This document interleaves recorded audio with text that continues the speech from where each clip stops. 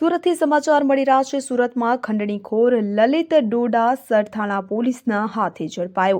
પોલીસે લલિત ડોડાની ધરપકડ કરી રિકન્સ્ટ્રક્શન કર્યું તો લલિત ડોડા અને અલ્પેશ ડોડા બંને ભાઈઓ સામે ખંડણીની ફરિયાદ નોંધાઈ હતી। કામરેજના હોટલ માલિક પાસે 5 લાખની ખંડણી માંગી હતી તો લલિત ડોડા સરથાણાથી તેને પોલીસે ઝડપી પાડ્યો છે। સુરતના એક પાર્કિંગના વ્યવસાય સાથે સંકળાયેલા વ્યક્તિ પાસેથી તેણે ખંડણી માંગી હતી। સુરતમાં અલગ અલગ વિસ્તારમાંથી ખંડણીની 3 ફરિયાદો નોંધાઈ હતી તો અગાઉ પણ અલ્પેશ ડોડાને સામે 8 અને લલિત ડોડા સામે 12 ગુના નોંધાઈ ચૂક્યા છે। 3 ખંડણીના ગુનામાં અગાઉ પોલીસે અલ્પેશ ડોડાની ધરપકડ કરી છે તો ફરાર અલ્પેશ ડોડાની ધરપકડ કરવામાં આવી છે। હાલ પોલીસે લલિત ડોડાની ધરપકડ કરી કાયદેસરની કાર્યવાહી હાથ ધરી। जी सर, ललित डोंडा ने आरोपी जो पकड़ाना है એ વિશે આપ શું અપીલ કરવા માંગો છો?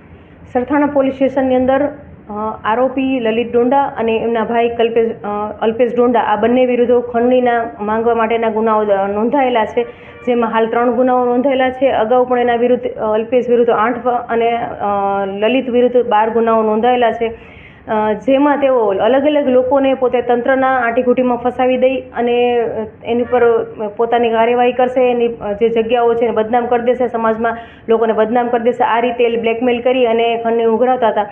જેમાં હાલના એક ફરિયાદી જે છે પોતે બહુ સારી હોટલ ધરાવે છે અને ત્યાં હોટલ પર કૂટણખાનું ચાલે છે, આવી રીતે ઘણી વખત કંટ્રોલમાં ફોન કરીને વારંવાર પોલીસને મોકલેલ અને ત્યાં હવે પછી પોલીસને નહીં મોકલવાના અને એના માટે થઈને ખંડણીની માંગણી કરેલ, જેમાં 5 લાખની ખંડણીની માંગણી કરેલ હતી। અને એ ઉપરાંત એક જગ્યાએ પોતે પાર્કિંગ જે ચલાવે છે, આ પાર્કિંગ તમારું ગેરકાયદેસર છે, SMCને જાણ કરી દેશું અને આ નહીં કરવા માટે થઈ અને એમની પાસેથી ખંડણીની ઉઘરાણી કરેલ।